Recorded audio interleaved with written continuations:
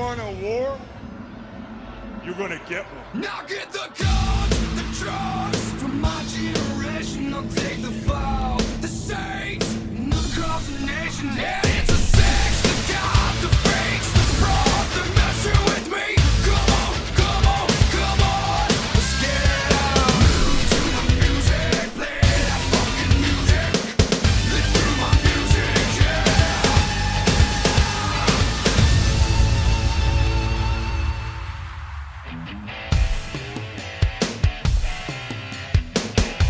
Welcome back to Reliving the War, and welcome to the 29th of July 1996, also known as the day Glacier made his glorious debut in WCW. We've finally made it, guys. The World Wrestling Federation are showing taped matches tonight on the USA Network from the Key Arena in Seattle, Washington, while WCW Nitro is live tonight again from Disney's MGM Studios in Orlando, Florida. We've only got 2 more Nitro shows before WCW goes back on the road again on Monday nights, so get ready to say farewell to the MGM setup very soon. Let's get started by looking at the first 60 minutes of WCW Nitro. Nitro opened up with Schiavone and Zbyszko announcing that the Outsiders sent in some video footage.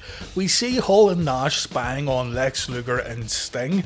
Luger gets a, quote, urgent phone call, and this leaves Sting all alone to take a beating from the NWO. Rumours are also circulating about a 4th NWO member already joining the group. Jim Duggan faced Mike Enos in our opening match, and Hacksaw won the match after taping his fist and delivering a big right hand. Gene Okerlund interviewed Duggan afterwards, wanting to know Jim's thoughts on Hulk Hogan and the NWO, and Jim reiterates what everyone else has already said, really. It's disappointing to the guys in the locker room, and it's disappointing to all of Hulk Hogan's young fans who once looked up to the Hulkster. Duggan actually delivers a great promo here, and he's very believable, seemingly dropping his gimmick to talk about his personal history with Hogan, but I couldn't stop laughing when Jim said the first word his daughter ever spoke was Hulkster. Imagine your child's first word being Hulkster. Jesus, at least my child's first word was Glacier. Jokes aside, an average match followed by a surprisingly good promo here. We then get the match we were supposed to see in last week's main event, the Horsemen, including Ric Flair, taking on Sting, Luger and Savage. Ric Flair's absence last week is mentioned but not explained. Zbyszko says that people thought Flair joined the NWO last week, but here he is, back with the Horsemen. Although the participants of the match here are the exact same as last week, except Flair has replaced Anderson, this one was again pretty good with plenty of brawling, plenty of heat between Flair and Savage also, and of course we had a botch from our main man Steve Mongo McMichael. It looked like a pretty painful botch too, but still the match was going quite well until Jimmy Hart ran to the ring screaming and shouting. Something was going on backstage as the babyfaces stopped wrestling to hear Jimmy out. Apparently the Outsiders had launched an attack on WCW, and the superstars in the ring stopped the match to go and find Hall and Nash. WCW wins the Unopposed Hour Point this week. They've given us a real reason to stick with Nitro here, and while Duggan vs Enos was nothing special, the 6-man tag was pretty good, even if we didn't see a true finish to the match. Glacier also didn't debut in the first half of Nitro, but it's obvious here that they're saving the best for last. The Outsiders are destroying everything that moves over on Nitro, while the WWF kicks Raw off with a Bradshaw vs Psycho Sid matchup. Sid gets an incredible crowd reaction on his way to the ring. You obviously get the old piped in crowd noises during these taped shows, but you can see the audience going crazy for Sid too as he makes his way down to the ring. The two men square up to each other and they begin trading punches. Sid eventually gets the advantage by delivering a series of kicks to Bradshaw, and then we see the chokeslam. The crowd is totally eating it up and Vince McMahon is putting Sid over like crazy on commentary. Bradshaw decides he can't beat Sid fair and square, so he uses his bull rope and the referee calls for the bell after around a minute of action. Zebekiah and Bradshaw then begin attacking Sid, but Sid manages to fight back and he hits a double clothesline. Both Bradshaw and Uncle Zebekiah take powerbombs in the middle of the ring as the crowd goes absolutely crazy. You might expect me to complain about this one being so short, but the WWF's booking of Psycho Sid here was absolutely perfect. Walk in, kick ass, get a great crowd response and head back to the locker room. It covers up any shortcomings and it makes Sid look very legit. It's very quick here, there's not much of a wrestling match to speak of, but the segment itself couldn't have been booked any better.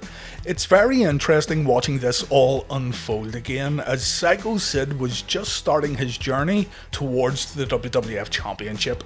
It's a shame the booking went a little dodgy as the months continued on, but still, strap yourselves in, we're going to see a lot more of Psycho Sid in the future. Jimmy Hart has rounded up the boys, but he's too late. We go backstage and we see Arn Anderson has been taken out by Hall and Nash. The Outsiders then take out Buff Bagwell, and when Scotty Riggs comes to help, he too gets knocked out.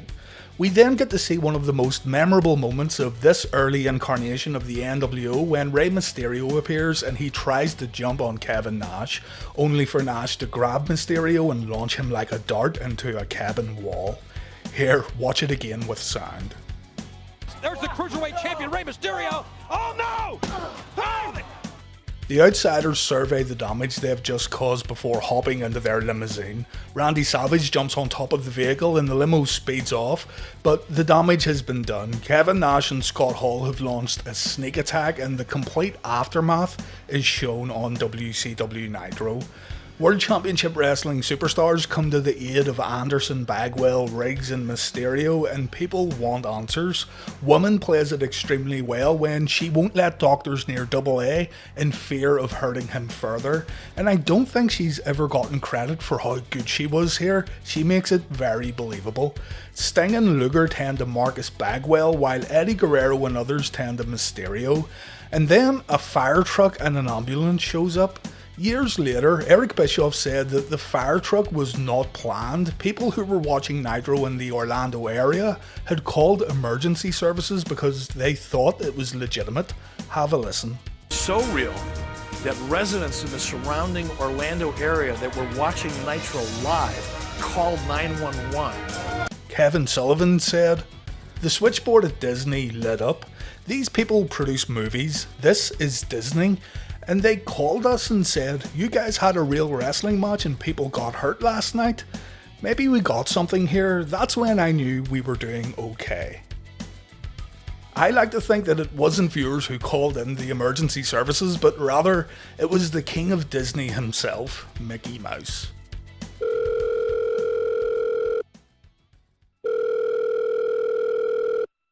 Hi there, is this the police? It's me, Mickey Mouse. Say, there seems to be a disturbance in one of my theme parks. There's two big jacked up guys causing a ruckus, and they're totally fucking up my property. Do you think you could come down here and sort this shit out?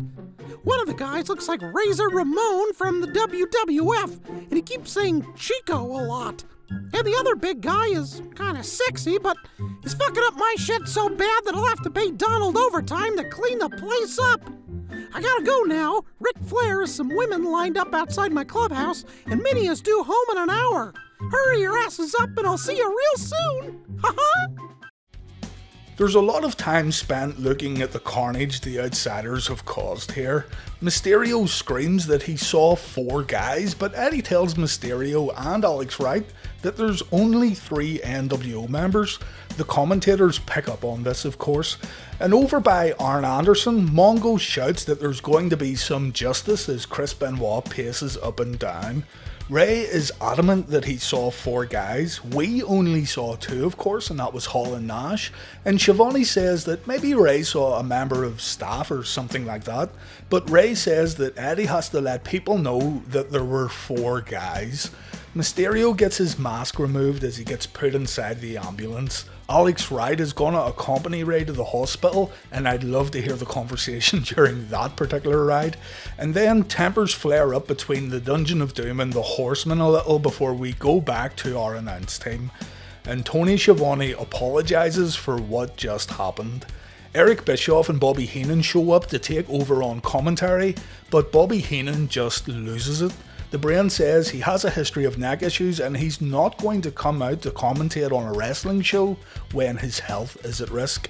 Heenan is worried that the NWO could show up again at any moment, and so he walks off the job. Bischoff asks Zbyszko and Schiavone to hang around as we go back to the ambulances, and by this point the crowd's chanting boring. I get it too. These fans are likely on holiday and they don't like their time getting wasted. There's no in-ring action and there's no big screen setup to see what's going on. But for viewers at home, this was really different, and it does a fantastic job of making the NWO seem extremely dangerous. There's a lot of worry and anxiety on display here, and I thought it was all played really well. Sid was good, but Nitro was better. It's a point for WCW. Glacier did not debut during this segment either, but I'm sure he would have completely destroyed the Outsiders had he showed up right here. But let's wait and see what he does a little later on. High Voltage take on the Steiners next on Nitro, while Marc Mero goes to battle with the man they call Vader on Raw. Before the Raw match, Sonny introduces us to Ron Simmons, now known as Farouk Assad. Sonny reveals that Farouk has a shot at Ahmed Johnson's IC title at SummerSlam, and Farouk says that Ahmed will show Sonny a little more respect after the beating Farouk gave him last week. Farouk then says that he's going to show Ahmed how people used to fight in the old days, and Farouk will leave SummerSlam 15 pounds heavier once he has the IC title around his waist. Apart from talking about fighting the way people used to in the old days, it isn't explained at all why Ron Simmons is dressed like a fucking Roman gladiator space cadet, and I'm sure he was absolutely dying inside while wearing this ring attire. The number 1 contender Vader comes to the ring, followed by Marc Mero and Sable. Jim Cornette is providing commentary for this one, and he immediately begins ripping into Mero and Sable, saying that Marc Mero's real name is Timmy and Sable's real name is Lassie. A big right hand from Vader starts us off here, and then Vader spits on the Wild Man. Mero retaliates by delivering a rolling kick, and Cornette asks Vince McMahon, what the heck was that? The cameras stay on Jim as he reacts to Mero performing a crucifix pin, and I wish the whole match was presented like this. Cornette is just incredibly fun to watch during this era. Mero runs into a brick wall named Vader, and Marc then gets slammed to the mat face first. Sable looks on in concern as the Wild Man and Vader exchange punches in the corner, and Jerry Lawler says that wrestling Vader is like marrying Larry King. It's gonna be painful, but at least it's not gonna last very long. The number 1 contender is looking incredibly good here. Mero isn't getting a chance to breathe as Vader brings the pain. A slugfest breaks out in the middle of the ring, but Vader stops his opponent with a headbutt. Vader asks Sable if she'd like to catch a movie after Raw and maybe get something to eat, and it's this right here that makes Mero hulk up and go for the kill. To be fair, his running crossbody has a ton of impact and it looks pretty good. Vader gets clotheslined over the top rope and Mero follows up with a senton. And then, back in the ring, we get a botch when Mero tries a top rope sunset flip and he completely overshoots his target. Vader has to walk back only to miss a sit-down splash moments later. The match then comes to an end when Vader catches Mero in mid-air for a big power slam. Vader wins via pinfall, and Jim Cornette says he's going to call out Jose Lothario next on Raw. A decent match that again was booked correctly. Vader had to look like a monster heading into SummerSlam, and it's just a shame about the glaring botch at the end of the bout. The Steiners versus High Voltage on Nitro, and Gee, I wonder who will win. The commentary during this one has little to no focus on the match itself. Bischoff, Zbyszko and Schiavone are still reeling from the Outsiders' attack, and this would continue throughout the whole broadcast. Scott Steiner and Kenny Chaos start the match off, and Steiner completely dominates his opponent. Chaos gets nothing in at all, and poor Rick Steiner is pacing around the ring. He's completely lost focus due to this NWO attack. Or maybe he's waiting for Glacier to show up, who knows. Scotty tells Rick to get his head out of his ass, and the dog-faced gremlin gets tagged in, but he still can't focus. Chaos goes on the offense and Robbie Rage gets tagged in, leading to some double team action inside the ring. Quick tags by High Voltage keeps the Steiners at a disadvantage, but Rick catches Chaos in mid-air for a big slam. Scotty comes back in for a brief moment and he destroys Rage with a double underhook powerbomb, but Rick gets tagged back into the match, and now Rick seems to have a little more focus as he rams Robbie Rage into the corner. Rick then hits a hard Steiner line before Scott tags back in, and then we see the Steiner screwdriver. It's really a thing of beauty. 1, 2, 3, the Steiner brothers win the match. Hard to pick a winner here, but I'm going with WCW Nitro again, and it really comes down to the Vader match having that botched finish, while Scott ended the WCW Nitro match with one of his best looking moves. Two decent matches though either way, although still no Glacier sightings at all on Nitro. They must be saving it for the main event. Once again, Eddie Guerrero is going to go up against two WWF segments, and the stakes have been raised. Guerrero vs Big Bubba is next up on Nitro, while the WWF presents a promo featuring Jim Cornette and Jose Lothario, plus a British Bulldog vs Henry Godwinn match. Okay, so Jim represents Vader and Jose represents Shawn Michaels. We see a clip from the International Incident Free-For-All where Jose punched Cornette, and Jim says he hasn't forgotten what Jose did to him in Vancouver. Jim says he's been doing a lot of research on Jose Lothario. Jose was once a great superstar in his day, and a little kid named Shawn Michaels approached Jose to seek training in order to become a professional wrestler. Shawn Michaels would become a megastar, he would travel around the world, and he had become one of the greatest wrestlers ever. But while HBK found fame and fortune, Jose sat at home in San Antonio with nothing but a scrapbook of memories. Nobody cared for Jose anymore, and Jose became one of wrestling's greatest ever has-beens. Shawn called Jose when HBK had a chance to win the world title. Shawn defeated Bret Hart, and now Jose was somehow relevant again. Cornette says he wants to take that all away from Jose, and he's going to do it by having Vader defeat Shawn Michaels, effectively sending Jose back to San Antonio, where no one will care if he lives or if he dies. Jose grabs Cornette before pushing him away. Jim tries a sneak attack, but Jose again punches Cornette to end the segment. Jim was excellent here as always, and there's nobody who could cut promos quite like Jim Cornette, even if it was directed at someone like Jose Lothario, who had limited mag skills during this time period. While all this was going on, Mankind attacked Shawn Michaels backstage, and HBK took the mandible claw. Henry Godwinn versus Davey Boy Smith then, and I hate to admit it, but I'm dreading watching this match. I'm a fan of the British Bulldog, but his match quality during 1996 has been really random. Sometimes he's great, and sometimes he phones it in, there's no other way to say it. Henry Godwinn can go, there's no doubt about that, but the Godwinns as a gimmick and as a team just do nothing for me. And so we're left with a matchup here that I could really do without watching, but there's a saving grace here. Owen Hart is providing commentary. Hillbilly Jim approaches Owen with his slop bucket, and Owen wants Jim to leave. Jim's odour offends Owen Hart's Slammy Award. The match gets underway, and a ticker lets us know that Sunny will be live in the AOL auditorium tomorrow night to celebrate her status as AOL's most downloaded celebrity. I'll lay off Sunny this week. I've given her a hard time recently.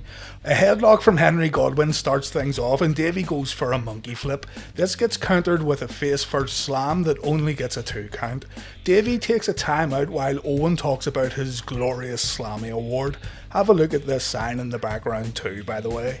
Henry takes control of the wrist. Davey reverses with a hammerlock, and the hog farmer gets out by clubbing his opponent on the back. This results in Henry running into the corner, and there's just no sense of urgency here from Davey Boy Smith at all. It feels like we're going through the motions, really. Henry gets a boot up when Davey runs into the corner, but Davey fights back and the hog farmer gets thrown out of the ring. Vince McMahon then asks Owen when is Big Brother Bret going to make his WWF return. Owen says he's sick of hearing the same question over and over again, and Owen says Bret is a loser. And then it's time for a Davey Boy Smith chinlock. Devastating, absolutely devastating. As Henry fights out, Owen continues talking about Bret by saying his big brother is a quitter.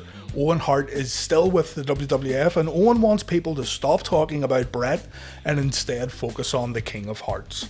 A leg drop from Davey only scores a 2 count, and then it's time for another Davey Boy Smith chinlock. It's even more devastating than the first one, and Henry fights out with a suplex before we go to commercial break. When we come back, Davey rams his shoulder into the top turnbuckle and Henry follows up with a back elbow.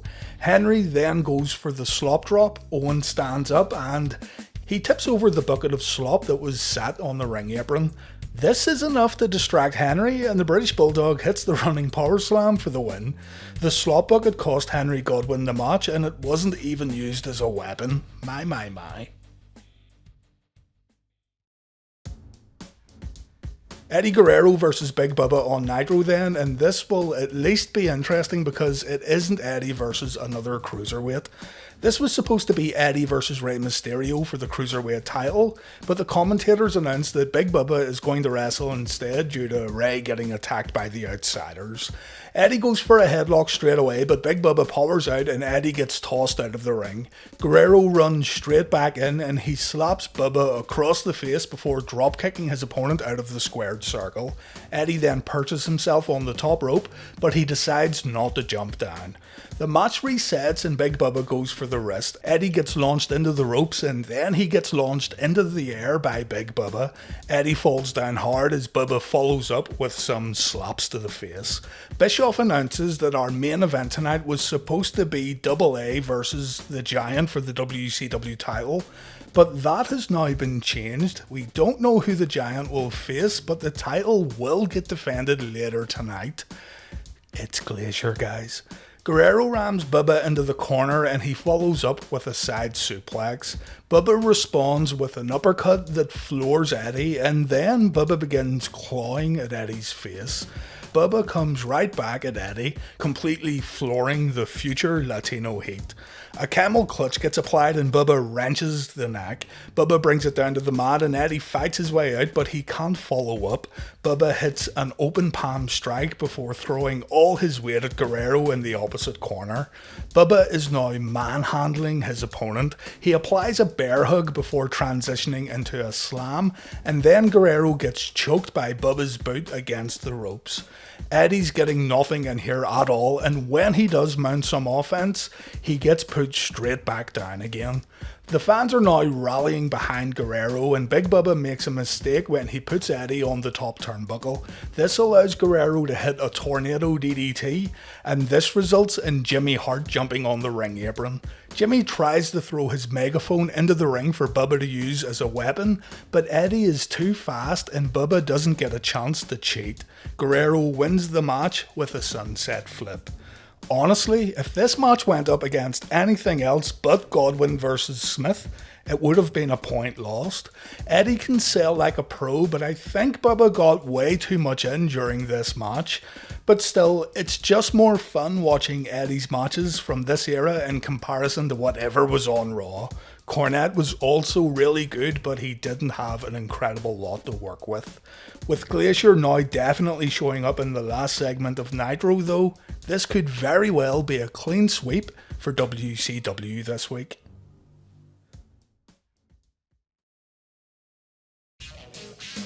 following announcement has been paid for by the New World Order. On Nitro, we not only get to see the very first NWO announcement video, but we also hear the iconic NWO theme for the very first time. Hall, Nash and Hogan are talking about how NWO membership is invitation only, and how the NWO is about to take over the wrestling world thanks to their power, their status and their wealth. The NWO promised more members, they could be more outsiders, they could work in the CNN building right now. Everything is still a mystery. Kevin Nash and Eric Bischoff talked about these debut segments in depth, and both guys said that Hulk Hogan went into these still cutting Hulkamania style promos. Nash and Hall took a break and they thought that this really wasn't going to work because Hulk was still stuck in his old ways, and even Eric Bischoff agreed. With some careful editing, the production guys managed to capture Hogan in a much different light, and much of Hogan's "what you gonna do" stuff was removed, giving us a much different version of Hulk Hogan that you gotta admit was pretty exciting to see.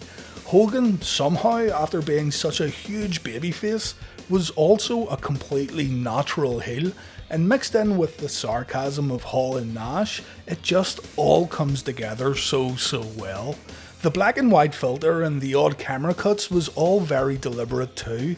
Bischoff spoke about wanting to create a complete separation between NWO and WCW, and again, it worked really well. We'd get to see a lot of these announcements that were paid for by the New World Order, and it's pretty cool seeing the very first one here on Nitro. Stone Cold Steve Austin versus The Undertaker is our Raw main event, two great WWF representatives of the whole Monday Night War, and it's time guys, we've waited all month. The Giant takes on a mystery opponent to end Nitro, but we all know who it is. Vince McMahon says there's going to be a Raw Invitational Battle Royal next week.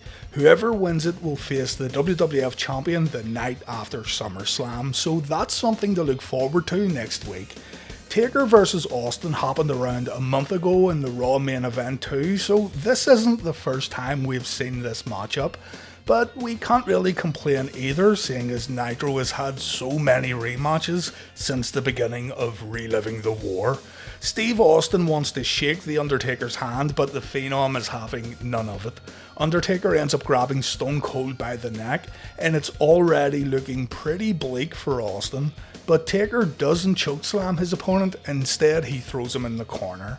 Stone Cold tries a wrist lock, but The Undertaker reverses it right away. Steve Austin tries one more time, but he takes a big right hand for his troubles. Stone Cold goes after Taker in the corner, but The Undertaker shrugs off the attack, staring straight at Steve Austin and making the rattlesnake back off a little. The Phenom makes Austin pay with a hard Irish whip to the corner, followed by his signature jumping clothesline. Taker then goes for old school, but Austin crotches his opponent on the top rope. This allows Austin to go on offense while the audience chants "rest in peace." Stone Cold stays in control by choking his opponent and stomping a mud hole in the corner. We can't overlook here that Steve Austin was getting the opportunity to look really good against a guy like The Undertaker. A thumb to the eye and an elbow to the back of the neck gets followed up with a second rope elbow drop, and The Undertaker begins retaliating when Austin brings the fight to the corner. Austin gets tied up in the top and middle ropes and Taker hits a running kick. The dead man then nails a body slam, but Austin dodges the follow-up elbow drop. Stone Cold then snaps The Undertaker's neck on the top rope, and just before we go to commercial break, we see Mankind walking around in the Boiler Room. Austin has brought the match to the mat when we come back, and Stone Cold stops The Undertaker's comeback with a pile driver. Stone Cold then goes to the top rope, but The Undertaker sits up, and it's Austin who ends up getting crotched on the top turnbuckle. The Undertaker follows up with a giant chokeslam from the top rope that looked insanely good, and then when Taker goes for the tombstone, Mankind shows up. Mankind and the Dead Man fight on the entranceway, and Steve Austin ends up winning via countout. The Undertaker comes back out and he hits a tombstone on Steve Austin, and yeah, this was some good stuff here from WWF Raw. Vince interviews Taker after the match. The Phenom says the Reaper will enter the Serpent's Lair at SummerSlam, and Mankind will be able to find the dead man in the Boiler Room Brawl. The WWF continues to deliver during their main events while their mid-card suffers.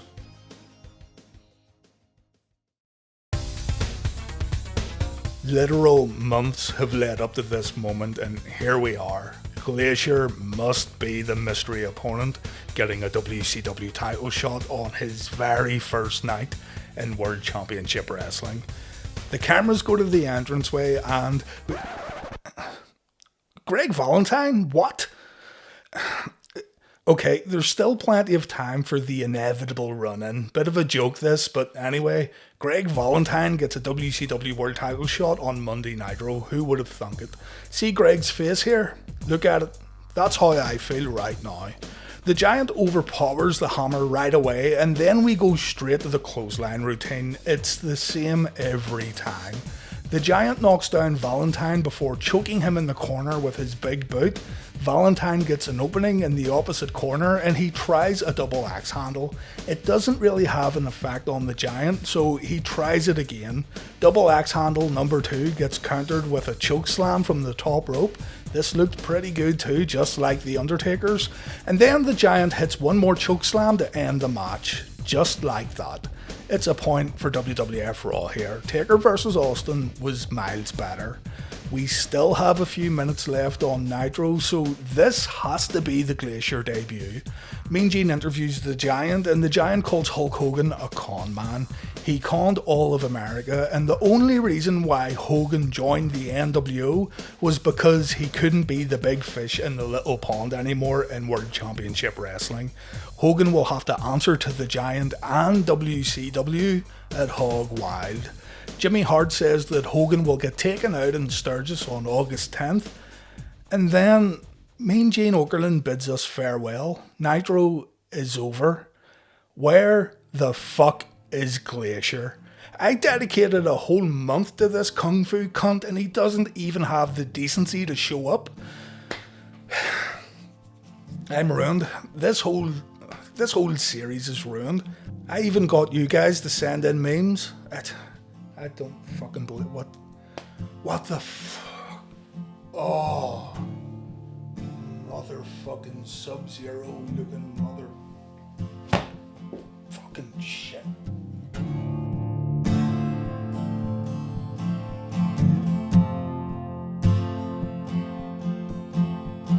Glacier, why did you leave me here oh so cold? Glacier, you were supposed to appear this month on Monday Nitro. Glacier, I wanted to see you, I wanted to be your fan. Glacier, I now want you to job to the booty man. Glacier, I look like a fool, this ain't good for my health. Glacier, you can take your ice and go and fuck yourself. Glacier.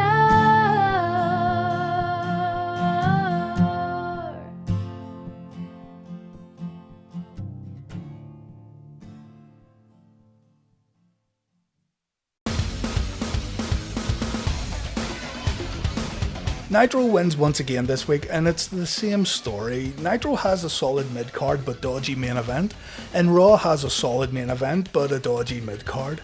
The NWO stuff may not have been great to see live, but it was so different and so unlike anything we'd seen on Monday Night Wrestling TV shows that it just makes for really interesting viewing. Our scores are now 23 points to Nitro, 14 points to Raw, and we've had 6 ties. The TV ratings this week show us that more people were watching Monday Nitro, a 3.1 rating against Raw's 2.1. Next week I'll lose my shit if WCW even mentions Glacier, but I can confirm that we're going to see Sting and Lex Luger take on the Nasty Boys, and over on Raw we'll have that big #1 contendership battle royal in the main event spot. I hope you enjoyed this week's Reliving the War. Thank you very much for watching and take care. A big thank you to everyone who's been supporting me over on Patreon. 2 guys that have been supporting me and 2 guys who signed up as Hall of Famers are Ryan and Tony. So I just want to give a personal thank you to both of these guys, and again for everyone who's been supporting me on Patreon and making Reliving the War a possibility. I'm forever in your debt. Thank you.